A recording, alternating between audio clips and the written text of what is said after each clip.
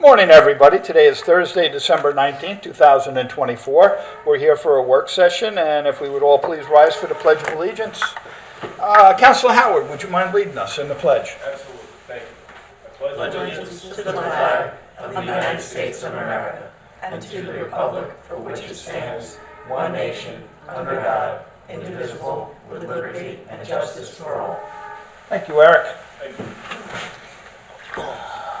Okay, for open session, we're going to start out with the first item on the list, and that is with James Britz, Long Island Housing Partnership, and it's matters surrounding possible funding availability for +1 ADU program. And we'll have Dawn Thomas I could do with it also. a quick intro. So the state of New York is offering,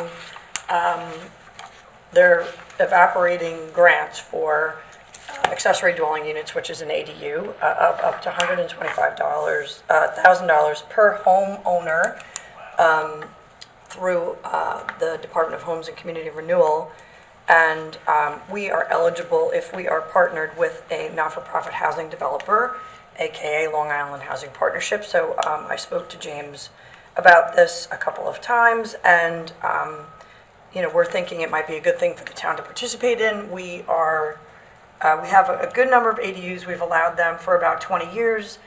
I think there are some that exist that are not permitted, and so this program would not only allow for new to be constructed, but also for existing to be grandfathered and made code compliant. And so we have another thought about this, in addition to maybe giving people amnesty who come forward with those and not charging them the double building permit fee for it.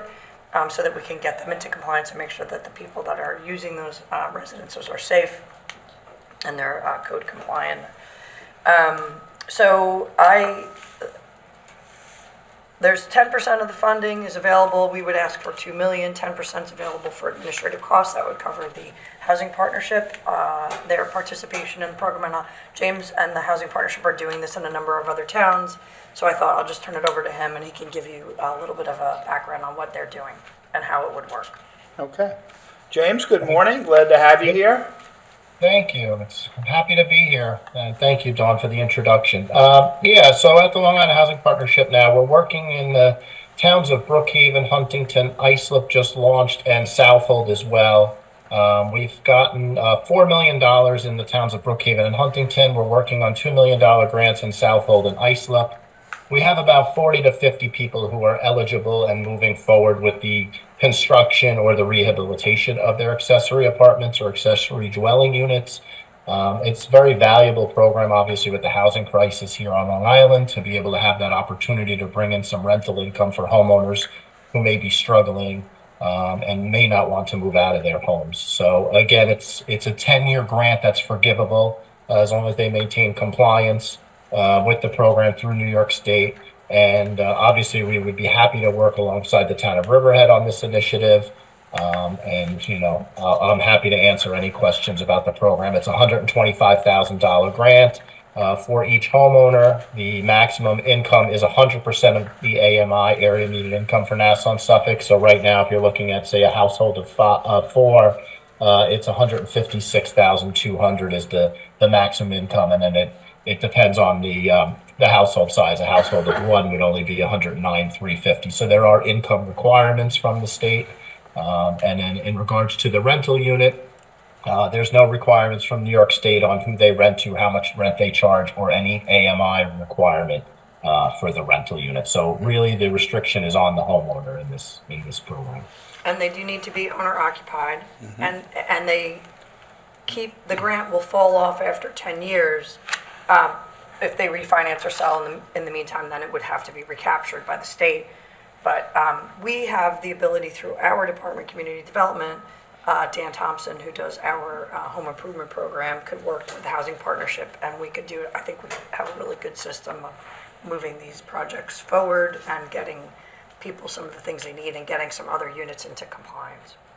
Can I just ask, what was the requirement, the income requirements of the homeowner? The max would be 100% of area median income for Nassau and Suffolk, which, as James mentioned, is $156,000 for a family of four currently, which sounds crazy. It is crazy. That's combined income, like husband and wife together. Yeah, whomever lives in the house. Yeah, Including children? yep. Yeah. He has the including- total household number, Total, yep. okay. So it's kind of high. That formula has been really outdated for a long time, and Yeah. it's not fair, honestly, with the prices of real estate on Long Island. It doesn't really match versus the salaries and what you can get done for your dollar. It just Yeah. doesn't. It's a shame. It's I agree. it makes more people eligible for this program because it is so high, and which is kind of nice.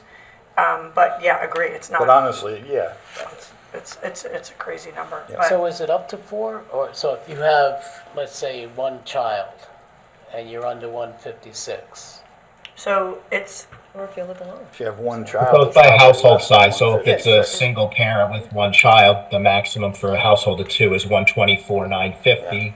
If you have That's what a I'm household saying. of, say, 6, it goes up to 181,200. So it goes by, I have a chart I can send over if Dawn doesn't have that it would be to very share, helpful. but I can send it over in as this well. case, that's the max income you could have to Right. qualify. So if you make Right. more than that, then you wouldn't qualify for the grant. But it Right. makes a good number of people eligible. And what we'd like to do is also, the county has a first-time home buyer down payment assistance program. Now that we've been collecting money from our Long Island Workforce Housing Fund, we'd like to piggyback off of that. So people who qualify at the county to get the $30,000 that they're offering, we would like to add to that. So in the beginning of the year, we'll be coming back to the board with that program. So if you were to buy a house in Riverhead, and we're going to try to target certain areas, I think they're going to be targeted on their own because they're more affordable in the downtown area or in Polish Town with that funding. And so if you bought something and then wanted to do an ADU, you'd have a nice source of, a good variety of resources available to you, including our CDBG program, which could partner up with this as well. so where would, you said, so 30,000 from the county, which I understand, but we would, who's we when we The say? town of Riverhead, we've collected funds through our Long Island Workforce Housing Program. And so that fund, those Okay. funds are to be used for affordable housing. We can use them. And because we know it's important for us to get owner occupancy, and so that's why this program is even more, Right. appropriate for us. Rather than the rentals, we have a good amount of rentals. We want people to buy and invest. And so in areas like downtown, Second Street, Third Street, all of those areas, to get people owning in there will help stabilize those areas. Same with Polish Town, not overcrowded housing. It'll be more, we bring more people into the competition because when you have predatory investors, they're bidding for houses based on the number of people they can put in the house legally. And so the rent becomes the value, and they'll pay a lot of money. And that takes the properties out of the competition for regular working families. And so this will help bring those people back into the competition, and maybe we can wrestle some of those places back and get those neighborhoods stabilized, people who live and invest in those neighborhoods that need that. And Dawn, just for your information as well, we have a New York State Affordable Housing Corporation grant that's called Long Island Down Payment Assistance and Rehab, that we can put in additional money for the down payment program with residents of Riverhead. So That's it's up to fantastic. $40,000 if you're at or below 80%. So once you get that launched, we can talk to you about our initiative too. So the more money you can give people, the more potential they have to buy properties here on the island. So. Yeah, fantastic. That's great news. Yeah. So that's the story. We hope that the board will be interested in moving it forward. It's the housing partnership would take the lead in the application to Homes and Community Renewal. It starts with a letter from us, which we've already worked on drafting. James sent me some samples, real simple, and see how we go. One question for you. So the state says the municipality may opt to have their own monitoring compliance system. Can we set up regulations if we do a project like this that those applying be specifically Riverhead residents? So that's tough because we want people, if people are buying, we want to attract homeowners to Riverhead. To limit funding that comes particularly from the federal government, which most of this trickles down through, to Riverhead residents is illegal under fair housing, and so it has to be available to anybody. And that's really, we're kind of hamstrung with that, sadly. Because I always felt that when we do programs like this, it just brings people from other municipalities, Yes. others to come here, but we're not necessarily helping those that are growing up and living in Riverhead, that trying to want to maintain a home, and buy a home, and live in Riverhead. There may be some opportunity, and we can discuss, to do first responders.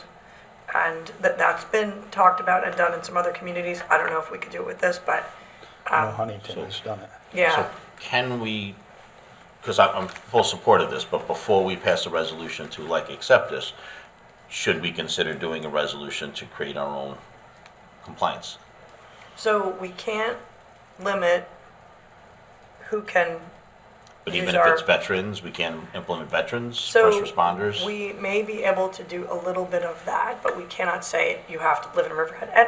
And truthfully, there are people who were Riverhead residents who now had to leave because they couldn't afford it. Maybe now this will give them the opportunity to come back, depending. But the limitations of federal law are very strict, and you cannot violate them or you get into trouble. And I understand that, but even if, I would even be more favored, like, I'd love to see if it was for veterans or for first responders, and We'll just see what other we ways can to help. work on that. Yeah, You know, but does that have to be implemented or put in place prior to accepting this?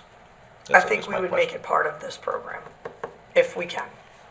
So we'll look into that a little bit more, but we've, obviously, I think we would love, and I've said this, and although some people disagree, and I don't know how James feels about it, but I've always felt that people would be more open to affordable housing programs if they were not limited, but preference given to people from the community.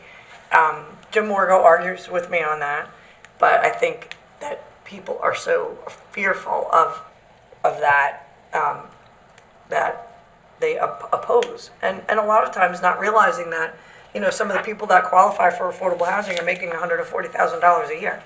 They're not, No. it's not, yeah, there's a lot of, we probably should not call it affordable housing, we should call it attainable housing, or there's a million other names you could call it, but we're just trying to make it available to people who, and home ownership in particular, because that's an equity building thing. And so if you are now eligible to buy a home and do an ADU and actually build equity and build wealth, you can have life-changing results for people who had no such opportunity in the past. And so those are things that we're trying to accomplish.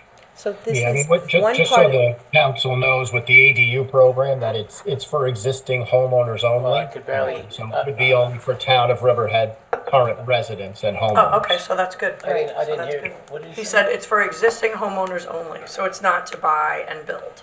that, what I was gonna ask was, right, there's one part of this that talks about ADUs, and now we're talking about home ownership. So how are the two coming together? Well, our ADU code currently requires owner occupancy Right, anyway. right. This program as well. So you have to live in the house where you Right. construct the ADU. So, you could buy it. We had a 3-year, and we were looking to remove that 3-year wait period. So you would buy a house and wait 3 years before you could build an ADU. We're looking to get rid of that. So you could buy a house and then apply. So you would be a new Riverhead resident. You have to be the owner to get the ADU funding.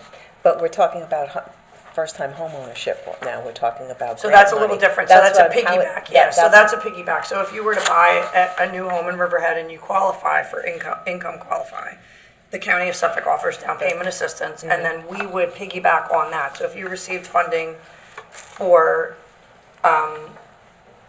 theoretically, this would attract more new homeowners to Riverhead to buy available housing stock and live here and invest in our community.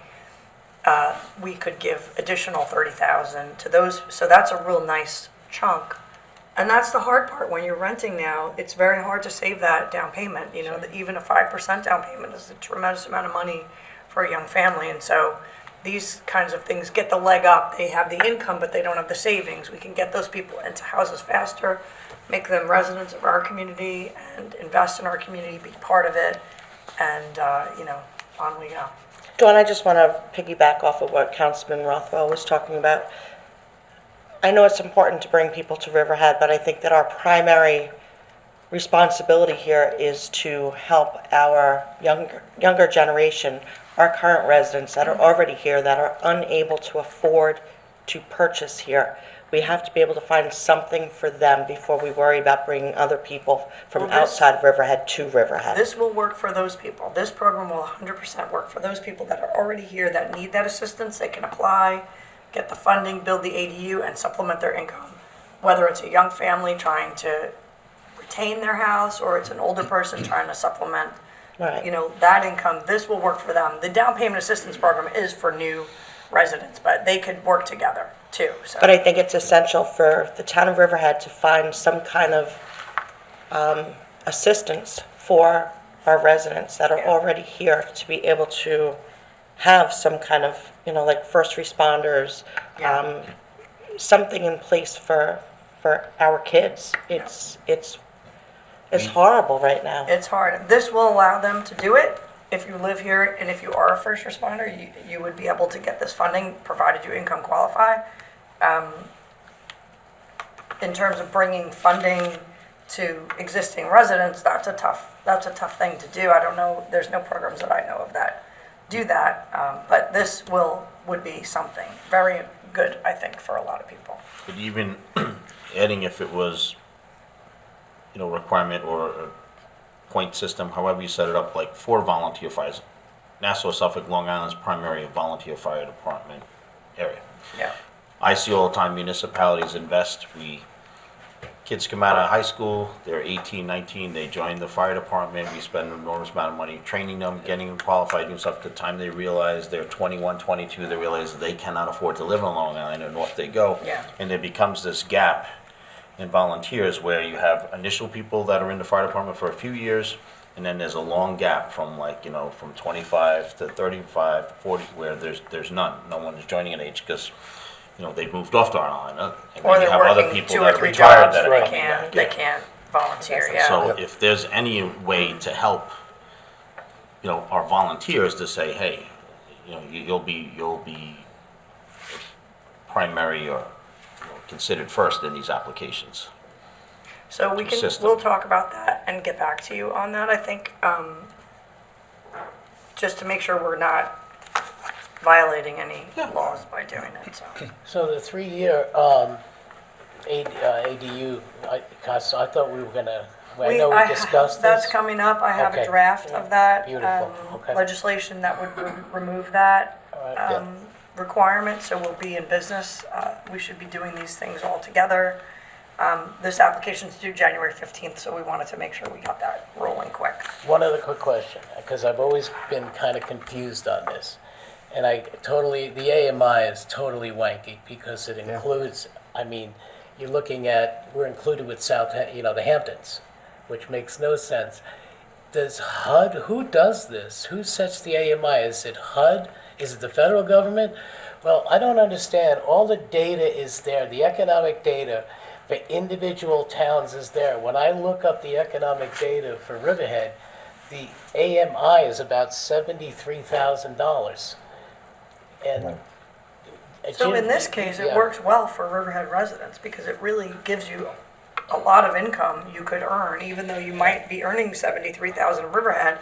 You qualify for these programs if you earn up to 156. So, But that's family of 4. yeah, but if you lowered that number to what it is, you're gonna knock out a bunch of people. But here's an example that because this has come up in conversation before. Let's say that there's a couple living in a house and they want their kid who's got a job here to get an ADU. For 2 people, what's the AMI? 120 something, I think. And if Yeah, they're making more, 124,950 for the ADU and 124,950 for 2 people. so if they exceed that as a couple, their kid cannot live in an ADU. That's where, okay. But if you knocked it down to 73,000, it would be a lot worse. Because if they Well, had that's 2 for social... that's single. That's for one person. That's one person. Oh, I you're think talking about Bob's the saying Riverhead. combined- Yeah, I'm sorry. Yeah, That's just for combined one household person. income. Yeah. Yeah, so what's one person, Jim? One person is 109,350. That's my point. It's Yeah, I couldn't agree more. Yeah. Doesn't make any sense, but this is, federal government sets these guidelines each year. It's based upon an area of Nassau, Suffolk. So Nassau and Suffolk have the same AMI. But yeah, it encompasses the whole region of Long Island. Yeah, it's So. unfortunate. But 'Cause if you I look- agree why one can be almost 110,000, and then you go to two, and it's only jumping almost 15,000. Makes no sense in today's I world. love the program. Don't get me wrong, and I like the fact that, you know, we're doing amnesty, right, for Yeah. a period of time, and I think it's. Let people get their stuff squared away. If Yeah. they've done it without dealing with code, we can work with them, and make sure that they can continue with their, and not worry. I like the stability factor, that this is going to go to homeowners, and these are going to be Yes. stable people moving in, not transient people Yep, traveling through. yep. Yeah, no short-term rentals. You can't use your ATU for a short-term rental. That's this program. Of course, we don't allow it anyway, but this program prohibits it too. Great. So those are all good things. You could lose your grant if you do things like that. And if you take advantage, you're selling your house, and you take advantage of it, you gotta, and you sell your house You're within a not year. gonna, yeah, you're gonna pay it taken back. back. Yep, Right. Okay, good. yep, yep. Will we have to change or modify any of our town codes for accessory dwelling units? We do. We have to remove, well, we don't have to, but we are going to, based on our comp plan, we're recommending that we remove the 3-year wait period. That was put in place sort of when we first did it. I think people were fearful that it was gonna be like a wild rodeo of people coming in Yeah. for apartments. And it really wasn't. In fact, we had originally had an accessory apartment review board that ultimately got disbanded because there wasn't enough applications to even maintain the board. And so it became an administrative function of the building department, which has been happening. And I think, altogether over the last 20 years, we probably have a couple of hundred that are out there, not a tremendous amount. So I don't expect that this is going to create any kind of wild, No, I don't either. but to the extent that it could be beneficial to some people, I think it's well Right. worthwhile. Absolutely. Just one other quick question, Jim, and I know you're doing this in Brookhaven and Smithtown. Do these require an IA system, or do they hook up into existing septic? They could potentially require an IA system. The county is working on fast tracking anybody in these programs. There's funding We've for been that. working Yeah, with that's Sarah great. Lansdale and the county on that. It could, depending on what construction is needed. A lot of the times it can be a conversion of an existing garage for the ADU. In those cases, it's changing the footprint of the home. It wouldn't. But if you're building any type of additional structure onto the house, it definitely could come into play. And the county has their grant funding program to assist, and they're expediting people who are in the ADU programs already to push them to the front of the line on that program. Thank you. Okay, You're welcome. so that's our story. Great. Very good. Very good. Yeah, and so we'll move forward with a resolution, Yep. get that approved. And then- check in to see if first responders Yes, could we'll be be. working on that. We'll take a look at that. We'll report back and. I just don't know if we have to change or modify any codes or create our own compliance system before we pass this so that, I don't think so. okay. I don't think so. And I look forward to the chart, because that would be Yeah. useful for people that are interested, Yep. clerks or whatever. Yep. All right, great. Fantastic. Well, thank you very much, James. James, Yeah, thank you. thank you all. Have a happy holidays. Yeah, Merry Same Christmas. to you. Happy Holidays. Yep, thanks. Thank you. Bye-bye. Bye. All right. Thanks. Okay, next up, we have matters surrounding the monthly police report with Chief Frost.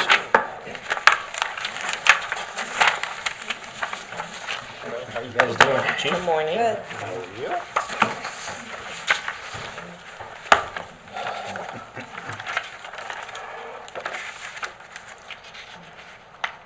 All right, call volume's down a little bit from last year, which is good, I guess, for me. Domestics are a lot higher. I don't understand, it's, you had Thanksgiving around the holidays, sometimes the domestics do go up, usually Christmas time as well, unfortunately. Political chats at the Thanksgiving table?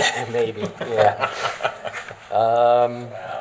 That's, Criminal, the biggest, the criminal incidents, it's 206. Again, you really cannot compare to 2023. You go to page 3 and 4. You see October we had 210. Now this month is 206. So you can see we're kind of like leveling out finally with a good picture of it. Councilwoman Merrifield, you asked about the aggravated assault and simple assault. I did look into that. Aggravated assault would be an assault with like a weapon, something, a more aggravating factor. Even a menacing would fit into an aggravated assault, even though that's a misdemeanor. Right. So this, if you look on this month, we had 4 aggravated assaults. So one was a menacing, let's see, hold on a second. They were all domestic related. So one was a menacing and the other 3 were assault seconds. That's why I was curious, where are they putting strangulations? Strangulations. Because that's typically a domestic assault charge. Hold on a second, I do have something here I can look I at. was curious if they were putting that with assaults. Is that a problem? Am I missing something? It's actually not funny. It It's is- common in Pretty much, in you got it. domestic violence, it's very common. Really? It's not like we have Jack the Ripper around strangling people, it's just common in So Domestic stalking, violence. stalking would go into an assault, a simple assault. Okay, What were you looking for? strangulation. Strangulation. regulation. Strong arm. It's not listed I'm here, just curious unfortunately. where they put them in this rubric. Yeah, it's kind of funky now. How this. I'll ask you another time. Yeah, I'll look it up. I'll email it to you. But the assaults, that's the assault answer. Okay. Just going back. Did have 3 non-fatal overdoses. A male 24, female 37, and a female 23. Narcan was administered in all cases, 1 by us, and actually the other 2 were civilians. Oh, okay. Good. Good. So that's pretty much it for my report. You have all the basically charges that are, the chart that changed a little bit, so it's like colorful and it makes it a little bit easy to see, and then obviously the breakdown by sectors. Not a lot of deer strikes for the month of November, I'm surprised at that. There was a lot out. Good Past ton. Yeah, they're on the road everywhere. We all No do, kidding, you do yeah. too, yeah. Tons. I just think it's lots not reported, you know. Oh, it could A be, hit, a bump. Well, I mean, could be, but you gotta, if you go to your insurance, you gotta have a report. Not so. anymore though, you don't have to report it to when I hit a deer, $6,000, I went to the police and said, you don't have to report this. I went right to because there's so many of them. Why did you not tell us you're skewing the statistics here? What? Skewing them by No, hitting deers. So your insurance company didn't request a police report? Or an accident report? No, Really? they don't anymore, Okay. there's so many hits. I was shocked too. Yeah, the last time I hit one, it was, had to file an accident report. yeah. Me too. Last time one hit me, I had to file an accident report. I had one of those that ran to the side of my Right in the car side. on Sound Yep. Avenue, Yep. just Yep. ran right into this. I'm like, So unbelievable. fast, That's it what ran to the happened door. so quick. Yeah. Obviously, with the holiday season, I ask everyone to the public, you drive safe, get a designated driver, use Ubers, cabs. Let's make it a safe holiday season for all and other people in the town as well. Good advice. Pretty much it. I was downtown walking around yesterday, talking to the business owners. It was a nice day, so Good. pretty much it. You guys have Excellent. anything for me? Excellent. I do not think so. Thanks, chief. Yep. Thank you, chief. Yep. Thank you. See you later. Merry Christmas. Happy New Merry Year. Christmas, Happy New Year. Christmas. Okay, next up, we have matters surrounding the monthly Justice Court report. Looks like we're gonna have Counselor Howard. Yes. Yeah. Victoria is in county court this morning, Okay? so uncovering.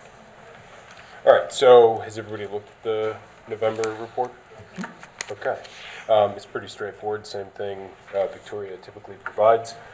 We had one parking calendar date in the month of November. We collected $525 on that. And then across all the town code offenses and associated fines that we got judgments on in the month of November, those totaled 16,530, with a projection of about 2,400 in surcharges for blight mitigation, 1,590 for human services, that category, and it's like other Oh, she broke it down.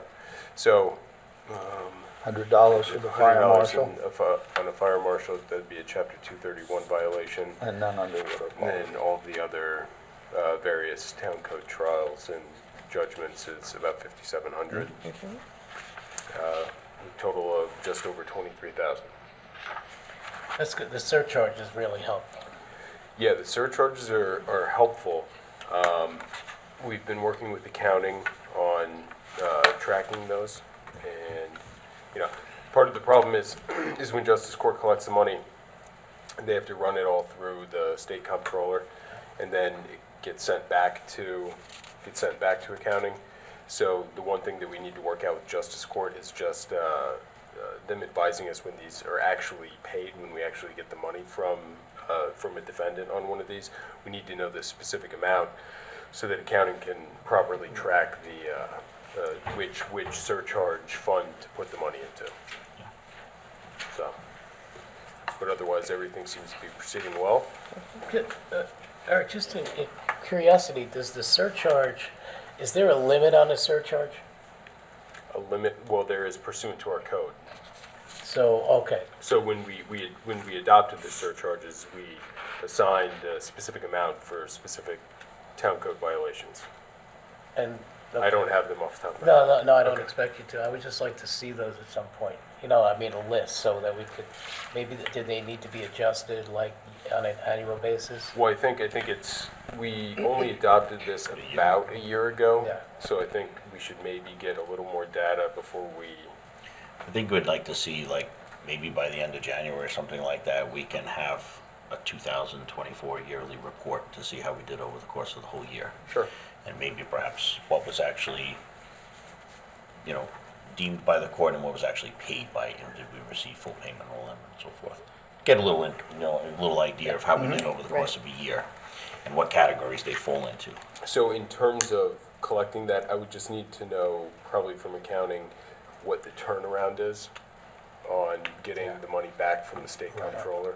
That's why I said we did the end of So, January, yeah. February, just to go back and say, all right, how did we do over the year? Yeah, I'm just not sure what the lag is, so, but, I mean, I would expect probably sometime, probably late January to mid-February, we should have an idea. Cool. As long as it's not like a significant amount of time that we're waiting on this money back from the state. I think that would be helpful to see how we did and Yeah. where they're falling in and how much money we're accumulating in, like parks, for example, and things like that. Yes. See how we're doing. Great. Okay. Right. No other Thank you. questions? Okay. Oh, thank you. Thank you.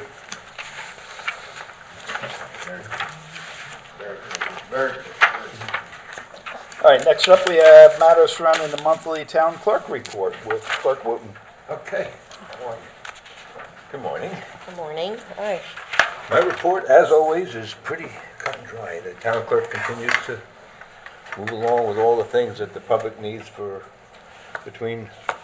mostly foils we're dealing with a lot, as always. And now with next requests coming on board, I think that's going to help circumvent some of that. Can we, Jim, can we determine how much time from your office? I'd really like to get a better understanding of how much time and what it costs the town, what it costs the residents for these foils that are put in.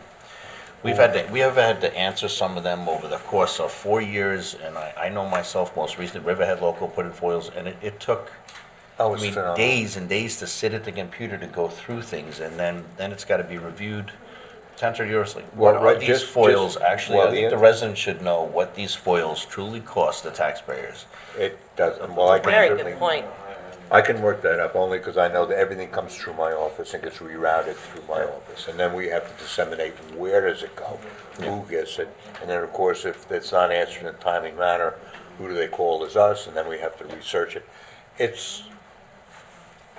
probably, well, I'd say every morning, we got 2 girls that work on it to get it done. There's like a way to figure out hours that are spent, and then we determine I never towards realized what so we're- many people what wanted to we're know so paying many different employees, things. what we're paying employees per hour to sit in and go through these emails for sometimes just, these wide range of requests, and then you know, I want to be obviously open government, but maybe sometimes there's got to be restrictions on like narrowing down more specifically instead of these broad requests. Like every conversation you had with Mr. Smith over the past 4 years is very wide scoped and takes enormous amount of hours from your Right. office, the attorney's office, our office. It's a lot. Or we may need to hire an employee, that's their sole job. And there's some that like. There are towns that have that. And there are there's some policies in place that maybe can be massaged a little bit too, because sometimes somebody just wants to come in and get a copy of their deed, and they have to fill out a FOIL. And then get the FOIL request, and that gets sent over, and then they gotta go over, and then they gotta come back, pay me a quarter, and then go back and get their deed. But those are very specific. They're very really specific, pertaining but it's to still the time consuming. These broad range does that come in. Oh, and some of it is absolutely, you're right, and some of it, and most of it's denied, especially when it comes to, you know, First Amendment rights and stuff. But if there's a way to keep track of it like that. I certainly will. I mean, we do it here a lot, and what I'm doing this year, which hasn't been done, is I'm doing a year-end wrap-up in January. I want to know exactly what we did over the year as far as the number of licenses, and the number of hunting licenses, and death certificates, and birth certificates, and we have to report also to Planned Parenthood. We have to report those, the fetal, and everything, just all the stuff that we do in that office. And like right now, I'm downstairs, Vanessa's off, and so it's just Carol and I today. And you don't realize that when, like, we just went through this master plan update and with the local law, what's involved with getting that not only in the paper, but to get it published and get it to the state, and to get it, and it's got to go to the other clerks, and there's a lot involved even with something like that. And that was a big undertaking. The planning did a great job with it, but now it all falls on me to make sure it gets out there and it gets codified. And there's more coming. And which is okay, Yeah. because I think it's the last time in our lifetime we'll have to do it, because it really is the finality of the building of the town. So, but it was a good undertaking, and you guys did a great job with it. So Jim, just out of curiosity, so when, like, because I know building gets a ton of FOILs, for example, right? But they end up also going through you as well, or They that's? come through him They come first. through me first. I have to Comes route to you them. first.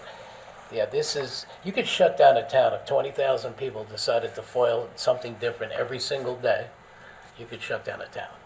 Well, the only good thing is that you can do a response that we received your FOIL. Right. You get And there are benchmarks to say, look, we're going to need more time, and then you can extend the Understood. 20-day into 30-day. I mean, it is what it is. I mean, it's not that we're ignoring you. I think you prioritize which ones you need to do, and it really comes down to why you're looking for it, really. I mean, if it's something benign, you're going to answer it right away. But if it's something more involved, it's going to take a while to pull all those facts together. So. And then, that's it. I mean, I love that. I'm coming up on a year already on the job, and I'm still learning, but I didn't realize how much was involved with it, and it just keeps me going. I feel like I'm 20 years old again, sometimes. That's interesting, because you did serve on the town board for so long, I and never you realized. had never, No, I always realized appreciated what how much. Diane did, and, I always advocated for her to get more help there, and Spanish speaking and all that stuff, because most people come to the town clerk's office. That's, even when they don't belong there, no, you're in the wrong office, you gotta go. Well, you're on the first floor, so everybody just goes right to you. And, well, we help everybody we can, we really do, so, and the dogs and stuff, but Jim, what are the hours now for Spanish speaking? I have her every day from 11 to 2:30. 11 to 2:30 every day? Which is good, because it really bridges. I mean, we know that if somebody comes in, we communicate as best we can, but if they come back at 11, That's perfect. and Noelia is her name, and she's learning. She's been here, this is her third week, and she's doing okay. So, we'll see how it works out for her. She enjoys it, Thanks. but it's good 5 days a week. that's great. Excellent. And that's it. Okay. Request for death certificates, not 3,353. I was gonna ask, what is it? No, it's, we had 39 deaths. I was gonna ask you 39 about that. 39 deaths in the I was month. really busy last month. Population. I just remember the deaths are the ones that handled epiconic basis. They're not all Riverhead residences, sometimes they're from other It's places. like, we got many people. Yes, yeah, it's This is a true. month. Very good. Anybody have any other questions? Yeah. Have a very Merry Christmas, You y'all. too. You too. Jim, thank you Thank very much. Pleasure working with you. Good job. Likewise, Jim. All right, next up, we have matters surrounding the 2025 recreational rental fees with Ray COYNE and Ashley. Come on up. Good morning. Good morning. You guys have You the, guys bring your paddle? You got it? You ready? we're always ready to go.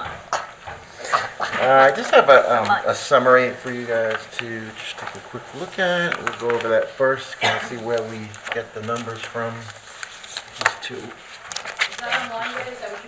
Here, this can be. No, this is new. I just did Okay. this, so I figured the meeting would be, I had to do it. Ray?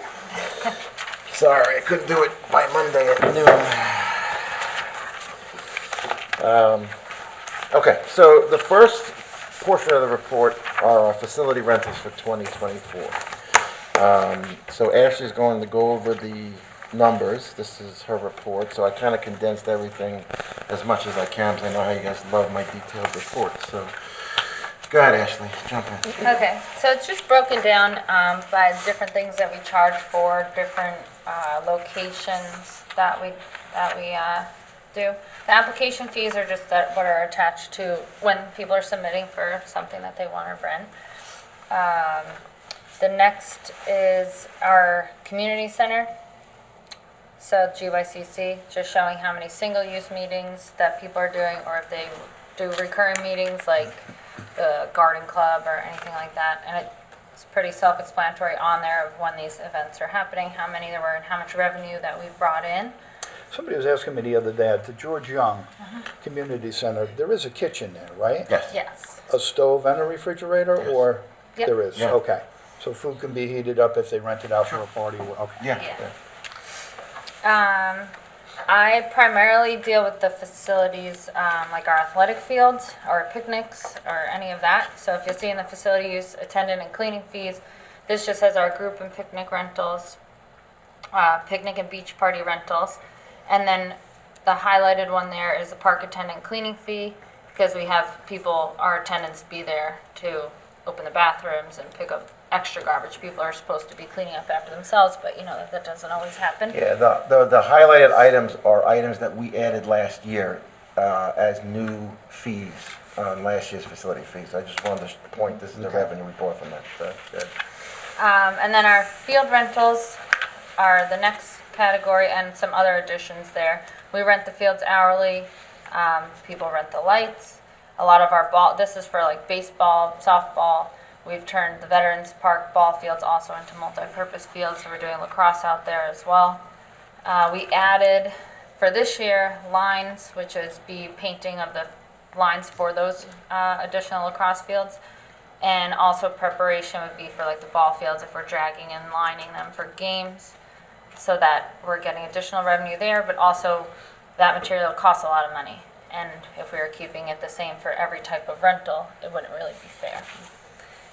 Additionally, this year, Buildings and Grounds built us 2 canoe, kayak, stand-up paddleboard racks that you can rent, similar to a bike rack, but at South Jamesport Beach. So we charge $150 a slip for the season, and we were able to fill 11 of those slips this year, and we're going to build another rack this year so that we have a total of 18 over there. Great. They'll stay at South Jamesport. We considered the other beaches, but we don't really want to promote people taking the kayaks out on the sound, considering there's always seem to be like lost people and it's more dangerous, so. The water can change in an hour in Yeah. the sound. It's very treacherous at times, so.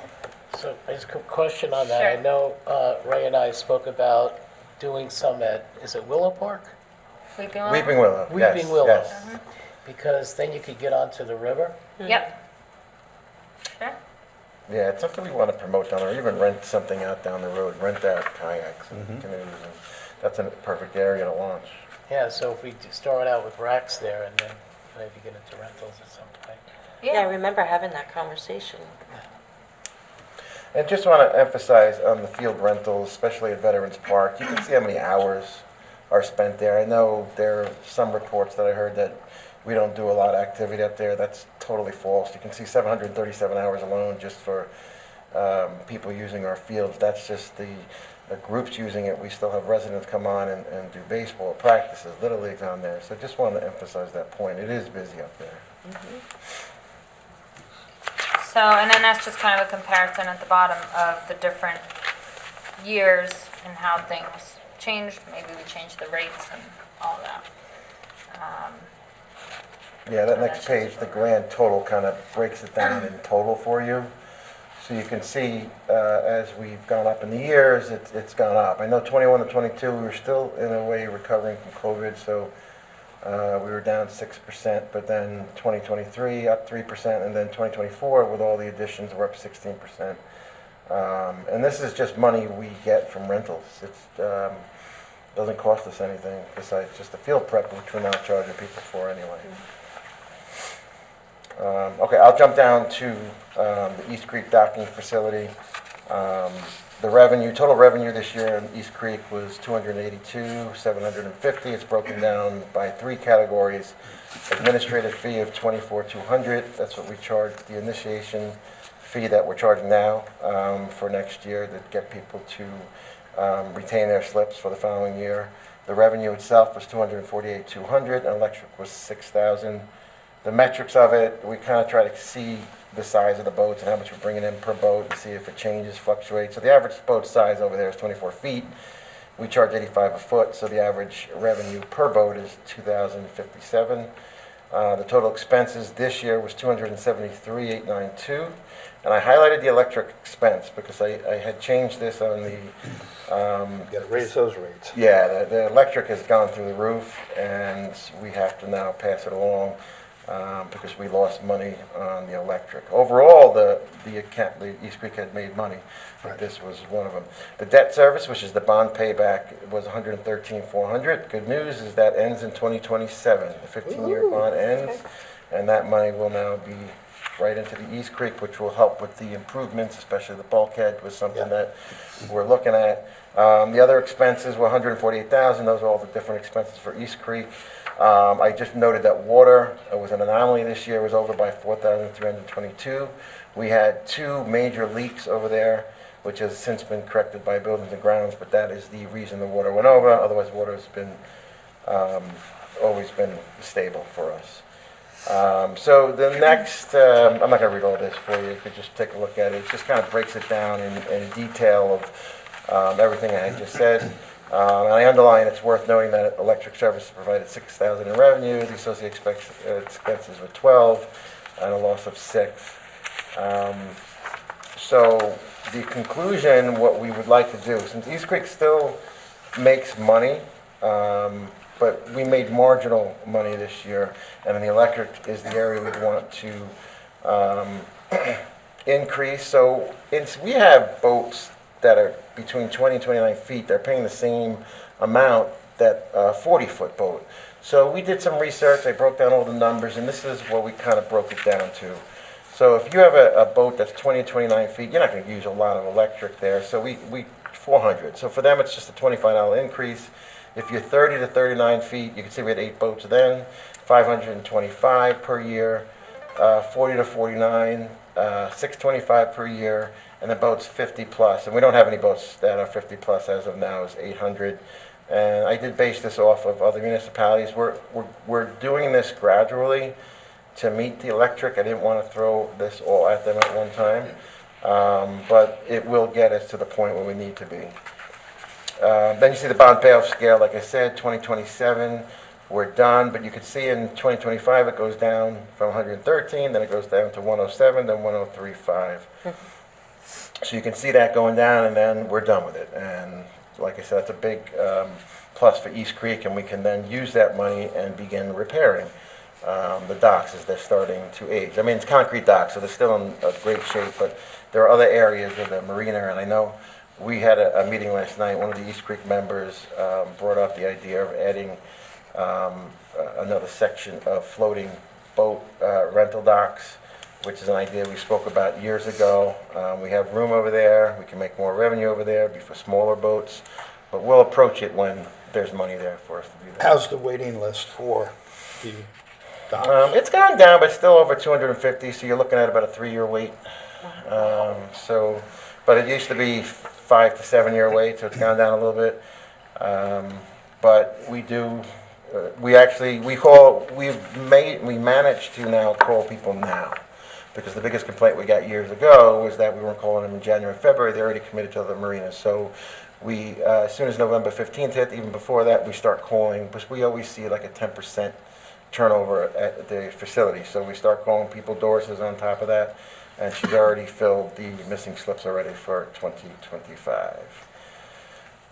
Okay, any questions on that? I'm just going to jump to the beach stickers. One question for you, Ray.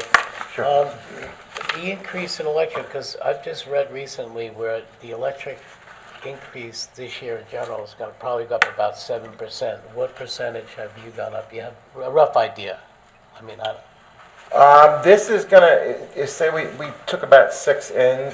With this, considering the same amount of boats using the same electric, would move us up to about the 10 to 11,000 range, and our expenses were 12. So, like I said, I didn't want to, since the overall facility made money, I didn't want to throw a huge expense at the boats, because you're going from 375 up to some boats to 625. If the board would like me to increase it, I can, but I figured we do it like we did with the foot rates. We increased it gradually. We'll do the same thing with electric. I thought that was the best approach, but that's why I'm presenting it to you. If there's something you'd like me to change, I have no issues changing it. I think that this is very fair, honestly. Okay, that's what we were looking to do. Like I said, Because you're right, if, a 20-foot boat is not going to use the same amount of electric as, a 48-foot boat.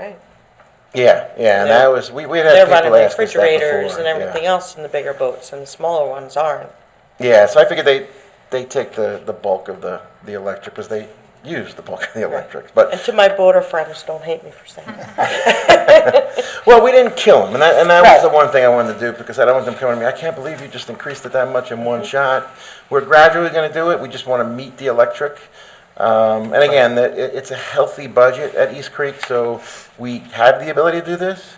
But again, if we have until the town board meeting, or I could always take it off, and if you want to discuss it further. Well, that's yeah, fine. you lost money in 2024, so you have to Correct. make it up. It's Yeah, we lost 6,000. money just in that category in the just in electric. electric. Yeah, So yeah. you have to make it up somehow.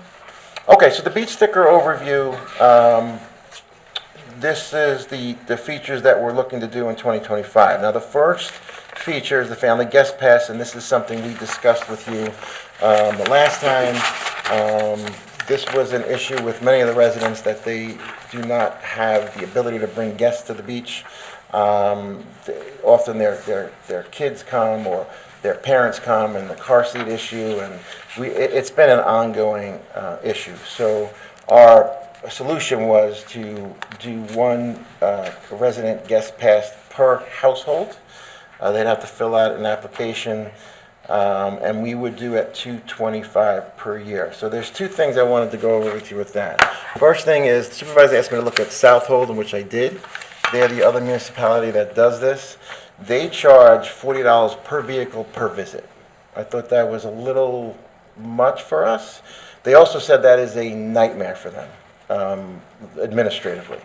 So I figured to start at $225 this season. This is for the whole year, 1 per household. You can't, if you lose it, you tire it, it's bad luck for you. And then we gauge it and see how it works. I also received, and I think actually you have this too, the application that Southold uses. It includes a notary signature. I figured we just model the same. So we did have a meeting last night, as per the supervisor and town board request, with East Creek and Beach Committee. Unfortunately, we only had 2 people show up. Maybe there was some kind of conflict. And we had or one from miscommunication. each. Yeah, 1 from East Creek and 1 from the Beach Committee. we really couldn't gauge data. So I'm asking the board if you'd like me to keep this on for January, or I can move it, take this section out and move it down further so we can gather more data. And the reason we can do this is because they are hang tags. We have not ordered them yet, and we can get them in within a week or two. The other beach stickers are arrived. They've been already counted. They're ready to go for 2025. So it starts January 1st. Yeah, we're ready. We're ready. So we told people January 2nd because they'll start coming in. Yeah, we won't be here January 1st, but January 2nd, they'll be in at 8 in the morning. People want that first sticker, and they fight over it, believe it or not. But we also have a system that blasts out to all the people that have had stickers before online. You can just click a button and renew it right then and there, and we'll mail it right to you. So that's the big feature. So I'll defer to the board on that.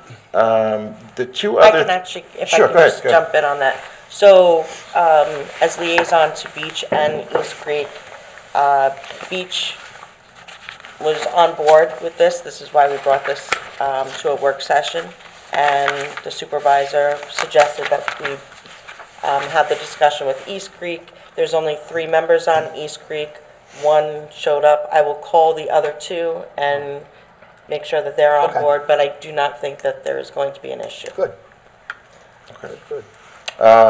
So the next 2 that we're doing, this is just things that we're doing. It has nothing to do with the fees. Just wanted to throw that out there. Maybe we can get it marketed right away. One of the issues that we got this year moving into Town Hall was being on the 2nd floor. It's a lot harder for seniors to get to us. People that have issues walking get to us. So Rebecca's team is in charge of customer service. She couldn't be here today. I wanted to come and talk about it. So they brainstormed ways that we can solve this, and the one thing they came up is drive-through Thursdays. So every first and third Thursday from March to May, we'll be outside in a section of the parking lot, like probably where the bank area is. We'll make sure it's safe and cordoned off and everything like that. And residents can come through in their car. And we're going to do it, we're going to model the Chick-fil-A. I don't know if everybody went to a drive-through at Chick-fil-A where they have their iPads out, one car, they take your order and they go to the next car. We're going to do the same thing. We're going to get all the information so it's seamless. It'll go to the next person with the sticker writing out, and boom. And we'll just keep moving the cars along. We want to use our technology, advanced technology to do this, and I think we can because we have the system to do it. So we figure we're going to market this heavily so people don't have to come upstairs. And then we're going to go to the senior center on April 30th. I might add another date that as well. And this way we can sell stickers exclusively to the seniors, especially the seniors at the senior center. This will alleviate a lot of the complaints that we get of people having to come to us. So. Can I suggest that there be a time frame to this? I don't think. Oh yeah, we're going to do all that. I just wanted to introduce it, and then we're going to. All right, so you're not going to be out there all day long? No. Like 11 to 1? Yeah, 11 to 1, yeah, something like Okay. that. No, we'll have it very thought through, and we'll bring it back to you again. I just wanted to begin marketing this, and just present you the idea. So the next, what you guys have is the fees, and the only changes that we made were from the report are East Creek. The non-resident boat launch trailer we spoke about, that was 1.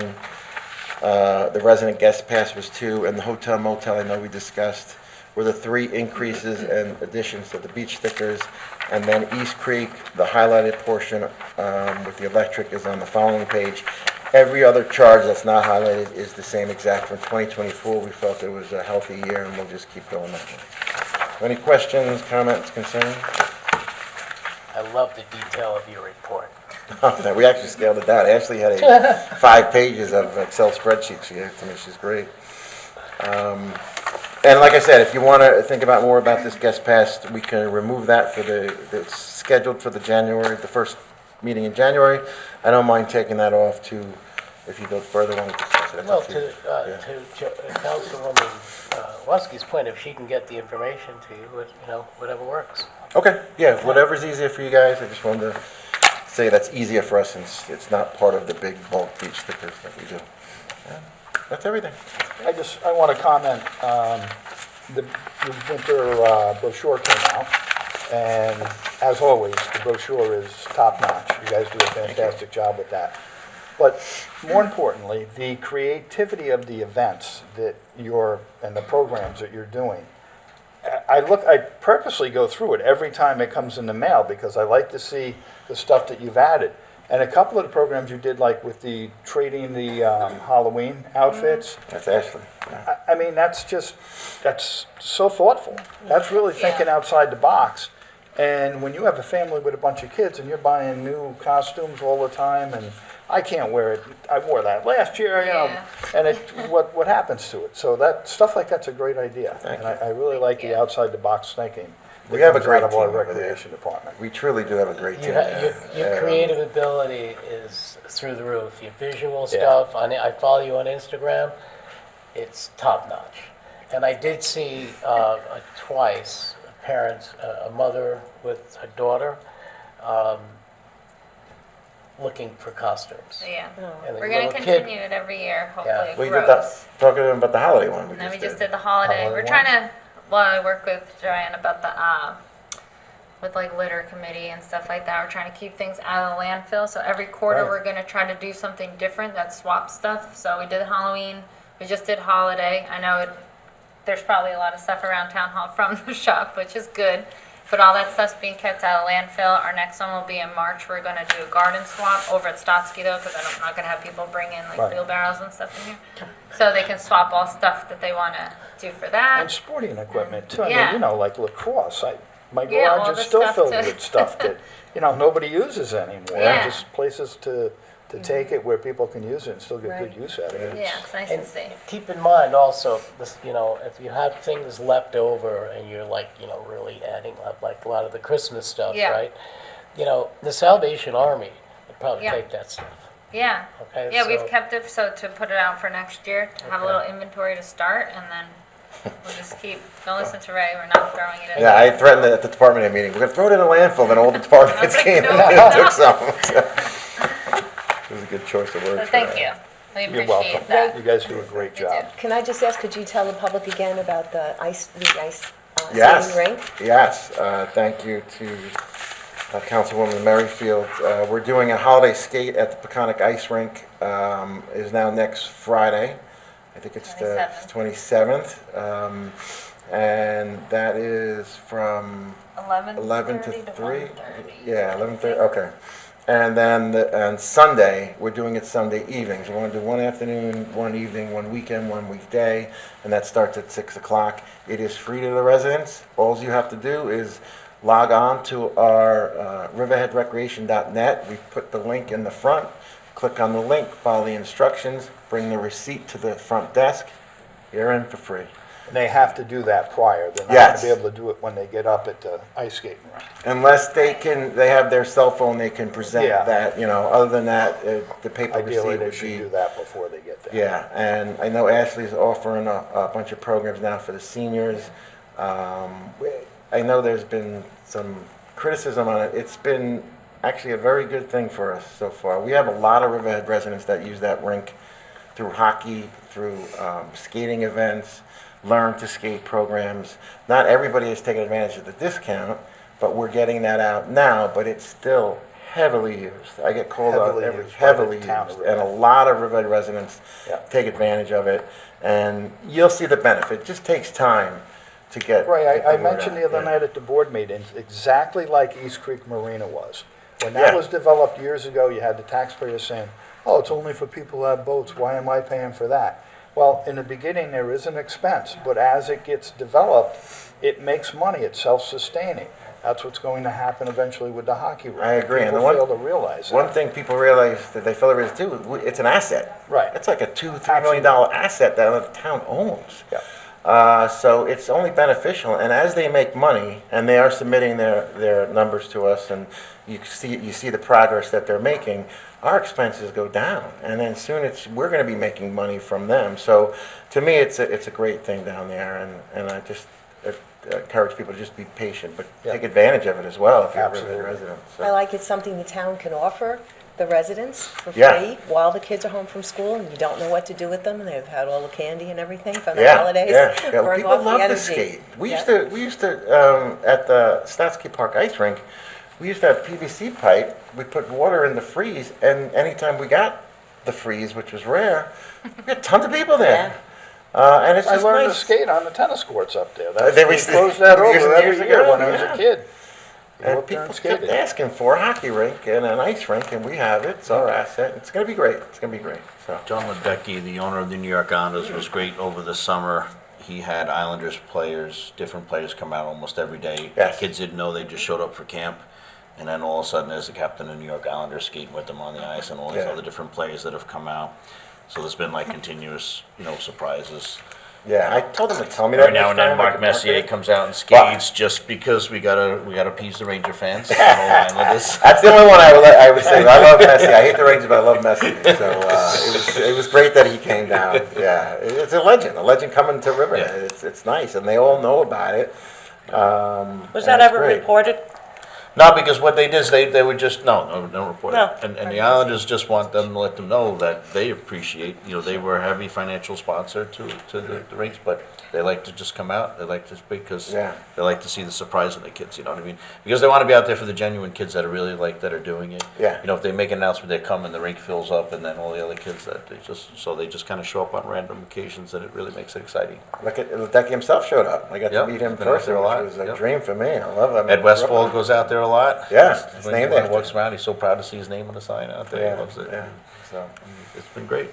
well, happy holidays, Merry Christmas, Thank Happy you. New Year. Likewise. That horseback riding program you did in the fall, it was Paige's wedding weekend, so I couldn't do it. We were dying to do that. Well, That was another actually, great we had to idea. cancel it. Unfortunately, the instructor had a death in her family, Oh. so we are going Look to do it retry it again. again. Yeah, because perfect. I know they kept saying, well, Yeah. the supervisor wants to do it. Yeah, he so came to our we're office gonna have to and asked about it. yeah. redo it for sure. So. Again, that's thinking outside the box. That's just stuff that, you don't see anywhere. So you're taking lessons on Yeah, we're gonna get I'm gonna learn how to Yeah. feed the horse and brush his hair a little bit. that I don't know about getting on him,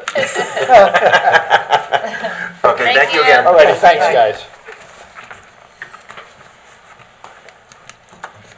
Okay, next up, we have matters surrounding the Riverhead in Action 2024 recap. So the team put together kind of a little segment of all the different Riverhead in Action programs we did. So it's an end of the year type thing, and Montage? yeah, exactly. A nice little montage, collage, whatever. We will see that. Hi, this is Supervisor Tim Hubbard.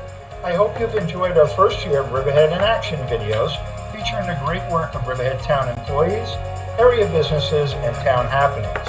The team has put together a highlight reel of Riverhead in Action from 2024 and plans to feature even more departments, employees, and businesses coming up in 2025. Merry Christmas, Happy Holidays, and Happy New Year.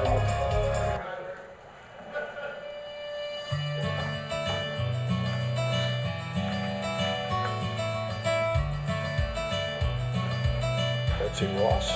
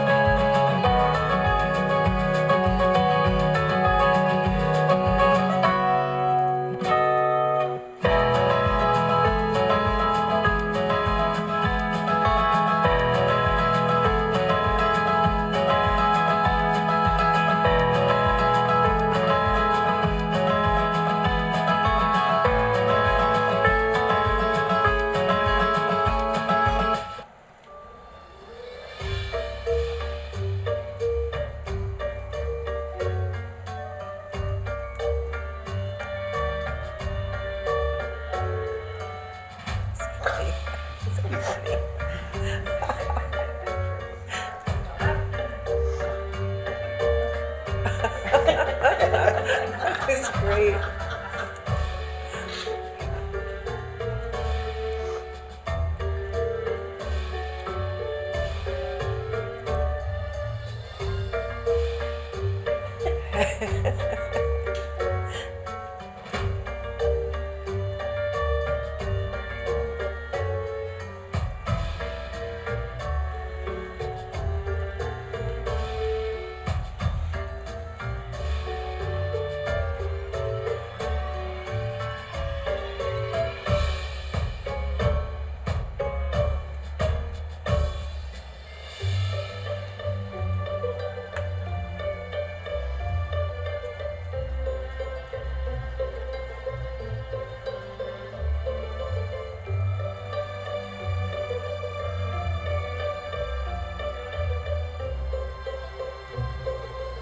This was one Joanne and I did. It hasn't aired yet, but Long Island Ice and Fuel, that was a lot of fun. That was great.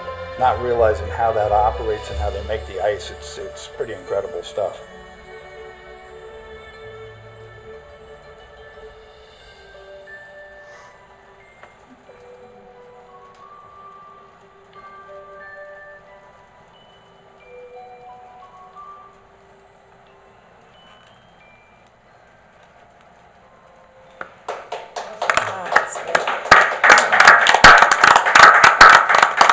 I want to give a big job, shout girls. out to Double D Productions. Devin and Debbie and Justin, the work he's done on all this, and the committee that you put together of people in the building that have ideas and want to work on different things we can do. Next year, though, I want to see the board more involved in this with ideas that you have from maybe your own neck of the woods or people you know, and just, again, to promote all the positive and all the good things that are going on in town. So for our first year, I think we did a pretty good job. Very proud of the work that the ladies did, and we can't wait to get going for next year because we have some great ideas already. So good luck. This will finish our open session of work session. Just a reminder that next Thursday, on December 26th, which is the day after Christmas, work session is canceled. We do not have a work session next Thursday. The next work session we have will be January 2nd in 2025. So I want to wish everybody a very Merry Christmas, Happy Holidays, and a happy and prosperous New Year. You won't see us on the air again until 2025. I can't believe I'm saying that because as a little kid I remember somebody talking about, George Orwell and things in the future and all this stuff, and somebody brought up the idea of 2020, and I remember sitting thinking in 5th grade, 2020, am I going to be alive then? And then I sat and I did the math, and I'm like, oh God, yeah, I will be alive, but I'm going to be an old man then. And it's here. I mean, here we are now going to 2025. It's incredible how time flies, especially the older I get, the faster it goes.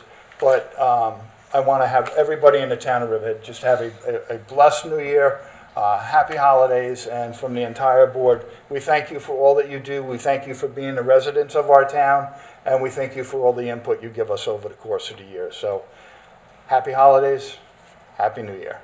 Thank you.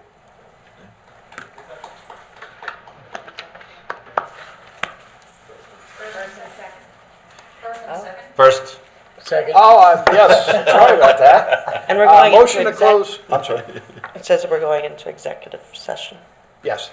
Motion, we're going to close the open session. We're going to go into executive session to discuss matters surrounding change in status of an employee. That'll be with myself.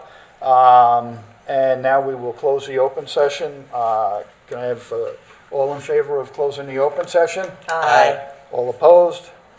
And open session is closed. We will retire to executive session now.